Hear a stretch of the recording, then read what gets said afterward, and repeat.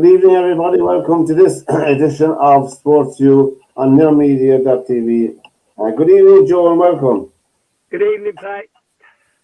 Now, it has begun.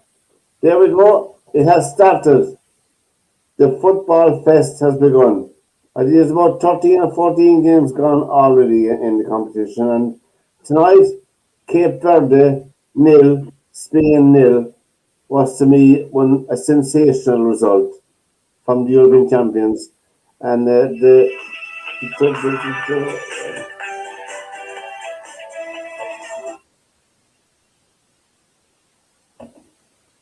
that's my phone if you can hear.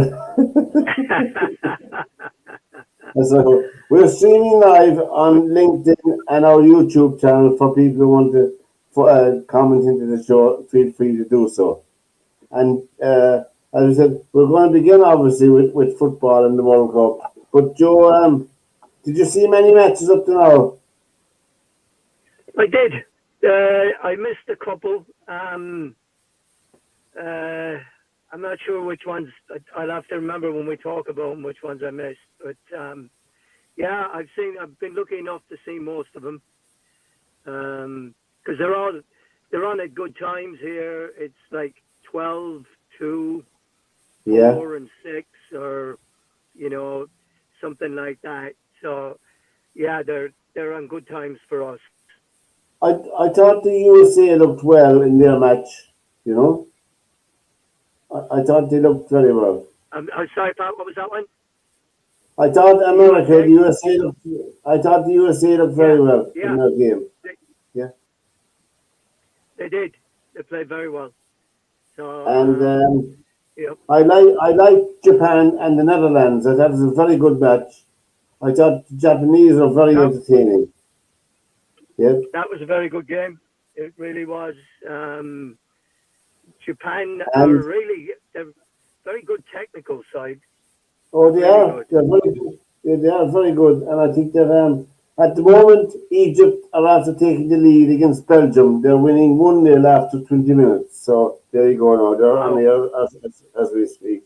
So there's a World Cup manager has lost his job after one match. And who is that? The manager of Tunisia. Tunisia were beaten by 5-1 by Sweden. So he's gone, and they have another. So there you go. It's not confined to the Premiership. It's a ruthless game, as they say, always based on results. There you go. I watched that game. I know no disrespect, but their goalkeeper couldn't catch a cold. I mean, there were two of those goals through his hands, and the other, a third one was like, oh my God! It was like somebody like that gets that things that are going to happen when you the countries that are in. The big one is one for Germany over Curacao. Yeah, Germany was a big one as well. Yeah, and Australia, I thought it a very good result. I'd have to say that was a result that surprised me. Australia beat Turkey 2-0. I was surprised at that result there as well. Yeah, that was. I was surprised at that one. Yeah. Now, Group B is wide open because you have two draws: Canada and Bosnia, and Qatar and Switzerland. So it's wide open at the moment. They all have a point each. Brazil I thought Brazil were very disappointing, Joe. Yeah, they were a bit. But it's kind of a funny thing. Argentina got beat in the first group game of the last World Cup and went on to win it. So it sometimes is not that bad when things like that happen to you. That's true, but So the group that Argentina are in is very poor. Algeria, Austria, and Jordan are in the group with them. I mean, you would think that if Argentina play up to any kind of form, they should top that group. You know. yeah, yeah.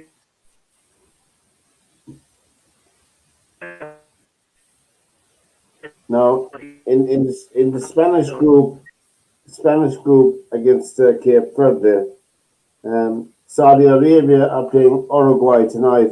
That's the other two teams in that group, and it'll be interesting to see. I would fancy Uruguay to win that, which would put them in a good position in the group then, you know, to go through. I'm just speculating yeah, there on that. No, yeah, I don't know. Now, Belgium, and as I said, 1-0 down to Egypt at the moment, and the other two teams in that group are playing tonight in Group G, Iran and New Zealand at 2 o'clock in the morning our time. You know, I don't have to be over there, so right. it'll be it'll be interesting to see Iran and New Zealand in that group tonight. You know. Anyway, what's his name? Yeah, it will. Cucurella. It will. Yeah, Cucurella has gone to Real Madrid for 51 million. He signed for Real Madrid. Wow.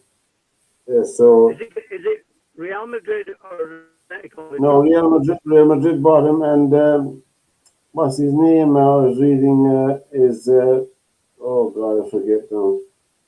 Bernardo One, Silva has gone there as well. there's speculation about the other fella as well, but also I think that Yeah. what's his name? What's his name? Let me see now. Um, I see. Anyway, what was I going to say?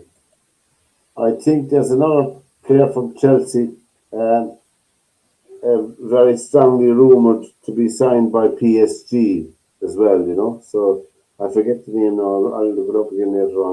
Well, Yeah. So PSG are in for a couple of players from the Premiership, you know. Anyway, the World Cup I think yeah. has been. I think the standard has been reasonably good, you know, in the World Cup so far. There's been two one-sided games, I but think so. yeah. So far there hasn't been any. Well, there has been 7-1 and 5-1, but apart from those two games, they've all been well contested so far. You know, which augurs Right. well for the tournament. I think anyway they have. You know, and I don't know how to all pan out in the end, but that was the World Cup, as I said. But the attendance, the crowds the games have been well attended as well, despite the fact that the prices are pretty high, the ticket prices. I don't know how Yeah. people are paying. They are. I don't Yeah. know how, you know.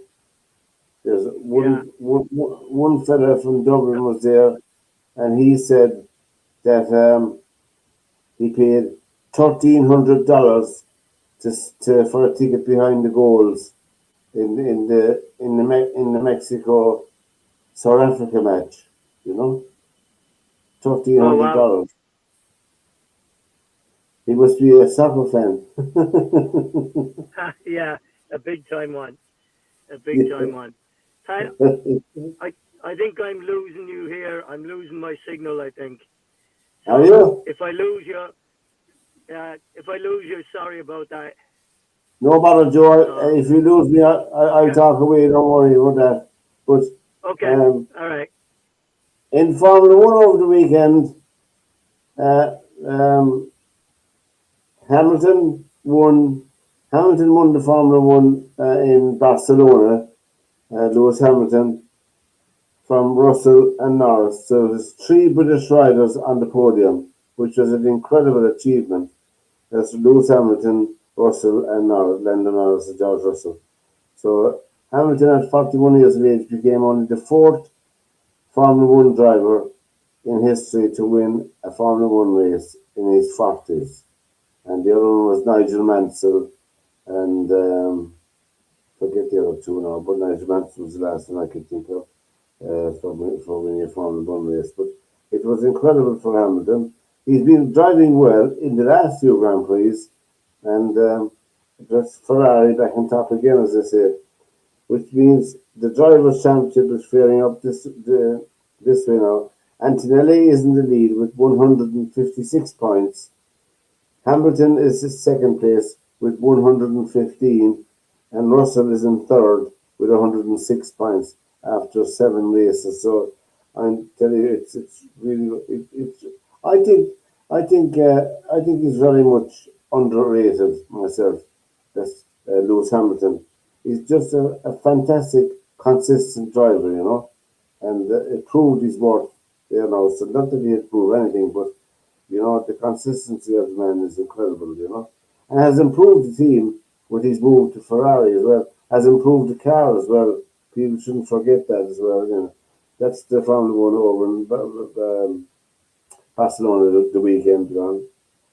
As I said, you're here with myself, maybe Joe. We lost to Joe signal, but don't worry, he's okay. Now, anybody wants to make a comment into the program, feel free to do so. We're streaming live on our YouTube channel and on LinkedIn as well, and on our Facebook page as well. So anybody feel free to make a comment into the show. I know most of you are probably watching the World Cup as I keep an eye on myself between Belgium and Egypt on at the moment. Egypt are leading in that 1-0. So I mean, well, that's no surprise really because Belgium as a team have gone back a lot anyway. In the Canadian Open, the RBC Canadian Open in golf over the weekend, Bud Canley from the United States won the competition at minus 17, 69, 63, 66, and 65. Incredible shooting. And Shane Lowry finished in the top 30 at minus 8, 65, 69, 67, and 71 the last day did him in the last round. But nevertheless, he had a good competition.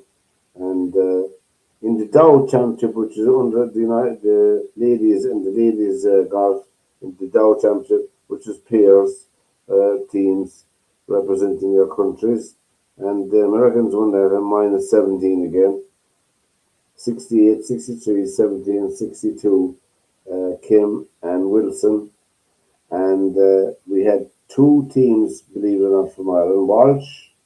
Aaron Walsh finished at minus 7, and Leona Maguire and Duncan finished at minus 6. So they did well. They contested well, and over in England we had warm up championships before Wimbledon. We had at the Queen's Club. We had the ladies at the Queen's Club, and the final was contested by Emma Raducanu and Dana Vekic. And Dana Vekic won that at her ease. She won 6-love, 7-6. So Raducanu is waiting for her first win since winning the US Open in 5 years ago, I think it was now. But she did well. She reached the final, so she had good form and right up to the final. And anyway, she was runner-up in that. Nottingham, the grass court in Nottingham, hosts them in now this week in the pre-Wimbledon tournament, so to speak. Wimbledon is shaping up to be, I suppose, a challenging tournament on the horizon because Alcaraz is not competing because he's injured. I don't know where Sinner is. I don't know whether he's injured or not. Djokovic is injured, Novak Djokovic. I don't know will he win another Grand Slam or not. But if there's no Alcaraz and if there's no Sinner, he has a chance. Now in the French Open, Zverev won his first Grand Slam, which should relax the man as a player, and he has won his Grand Slam, but he's still a very good player. I think he will be one of the favourites to win Wimbledon in the absence of the other two. I don't know. Anyway, it'll remain to be seen, but is shaping up to be intriguing. We had the world team teams in the World Darts Championship held over in Frankfurt over the weekend. Ireland were knocked out in the quarter-final by Scotland, and of course, need I say, England won it with the two Lukes, Humphreys and Littler. They beat the Dutch in the final 10-5 in Frankfurt, so they won the World Cup of Darts. Is there anything that Luke Littler cannot win in darts? I don't know, but it's phenomenal. It's a phenomenal consistency of the man in any sport. But there you go. Luke Humphries and Luke Littler won that for England 10-5 over in Frankfurt. And then I just seen one of the Ethiopian athletes, Budat Sagir, who runs mainly 5,000, 10,000 meters.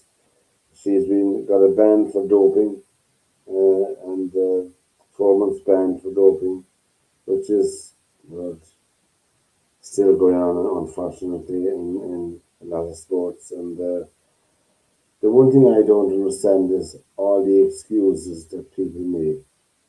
If you're a professional athlete and you're running at all these top class events, you should be, or your management team around you should be aware of what you cannot, what you can take and what you cannot take. Apparently, the drug she found is using one of the treatment for breast cancer, I think, for lowering your testosterone levels, for lowering, I don't understand the medical terminology, but anyway, she's banned for 4 months, which I don't know is adequate or not. I just don't know. Here in Ireland, in the GAA scene, both the hurling and football competitions are coming to a finality. The season is coming to a close. In football over the weekend, one of the big shocks in Gaelic football over the weekend was Cork's trip up to Donegal. Donegal were raging hot favourites, but Cork turned them over by 17 points to 1-3, 113. They beat them by a point. But as the man said, a point is as good as 20 points when you win. But anyway, well done to Cork. Loud as well had a sensational end to their match with a last minute goal that won the match against Armagh. So they're into the quarter final. Loud and Cork and Galway. Galway looked very impressive against Westmeath. Westmeath are very good. And Kerry beat Turnover Kildare over the weekend. So I mean, they were let's say next weekend the there's 4 teams into the quarter final of the football. There's 8 teams playing over the weekend, and the 4 winners from them will join the other 4 winners from this Sunday to complete the quarter final lineup in football. Well, do we dare to dream that Cork could win the double? And I'm only thinking out loud. Needless to say, there's an awful lot of football and hurling to be played between that and coming up as well. But over the weekend as well, the coming weekend, the 2021st, the two All Ireland quarter-finals in hurling are being held. Saturday night, Clare versus Dublin in the first quarter-final. The winners of that will play Limerick in the All Ireland semi-final. On Sunday then in Thurles you have Cork playing Offaly, and the winners of that tie, the Cork Offaly tie, will play Galway in the other semi-final over the weekend. So you know, Offaly are a team on the up, as they say. They're looking very good. Offaly, and it'll be a stern test for Cork, and it'll be no pushover. No game is today. So at the moment now we have Dublin are playing Donegal in the football over the weekend. Kerry are playing Armagh, and Monaghan are playing Westmeath. I'm missing one, am I? Monaghan and Westmeath, Kerry and Armagh, and Dublin and Donegal. Oh yes, uh, Mayo are playing Meath. Kerry and Armagh, Mayo and Meath, Dublin, Donegal, and um, what's the other one? Monaghan and Westmeath. So those four matches are on the weekend as well. Now the matches are being shown. All the matches are being shown. You'll have to look up the RT Sport GA Sport website. Look up the times and the state. They're a mixture of RT1, RT2, and GA Plus are carrying the games, both hurling and football. And on top of all of the GA matches, you'll have the World Cup going on as well. So I think that have a big, huge pot of tea on the table, plenty sandwiches, and feet up for the whole day, Saturday and Sunday, if you're into that kind of thing. I don't know whether you'll be able for not, I don't know. But anyway, we'll see. In the ladies' version of the weekend, we had the Cork footballers went down to Dungarvan to play Waterford, and they were losing by 7 points with 7 or 8 minutes left, and they had a sensational finish to the game. They won it by a point, 115 to 114. The Camogie players of Cork, the Cork Senior Camogie players, beat Tipperary by 20 points to 17, I think, yeah. So they're going well as well. So all good news. At the moment, I think the match is still 1-0 as far as I know. We have lost the signal to our friend Joe. By the way, you can join us here every Monday night, and if you want to come on and if you want to make a comment, feel free to do so. And all the information is on the behind the scenes, and we're streaming out live as we speak. But as I said, it's Egypt and pretty sport over the weekend. We wish all the teams very well. We wish them their success. It's the last saloon for Clare and Dublin, Cork and Offaly. Two of those teams will be out of the championship come Sunday night, and we don't know who they are. Limerick and Galway are waiting in the semi-finals for both victors. So there you go. Limerick would be favourites to win the hurling, owing to their good form. In the Munster final, they beat Cork by a point down in the park. So that was a good victory for Limerick. But this weekend will be a different scale, and this weekend will be a different story as well.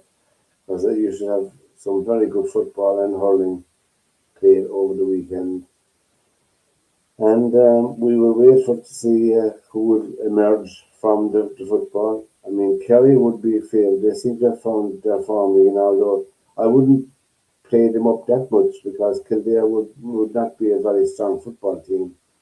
And I think Kerry, I don't know how good they are, but they'll be well tested now against Armagh next weekend. You can be sure of that. And one of them will be out of the championship come Saturday and Sunday evening as well. So it augurs well for a fantastic weekend of sport in all codes, in Gaelic games, hurling, and the FIFA World Cup. I must say, I thought with the 40-18 format, with the format of the World Cup, that we would have mediocre, but my fate was assured today after watching Cape Verde drawing with Spain in their group match, 0-0, which was the first point for Cape Verde, the third smallest country ever to contest at the World Cup, and they did themselves proud. There's no other way of saying it. And now the next match for Cape Verde is at Uruguay on next Sunday at 11 p.m. And then they have Saudi Arabia the Saturday after at 1 a.m. I don't might be up for that. So they have a point, Spain have a point, and all the other teams like France and England and Portugal will by the time next summer will come, nearly every team will have played. Nearly every group will have played their two matches in their group. You know, there's 14 or 15 games already, and I must say the coverage is been fantastic. I've been flitting around between ITV and BBC, and the coverage is quite good. Anyway, so from this edition of SportsView, until we meet next Monday night, the picture in the World Cup will be a little bit clearer when we're on here next Monday night. So, for myself and all the gang behind the scenes, until we meet again next Monday night, take care and have a good sporting week.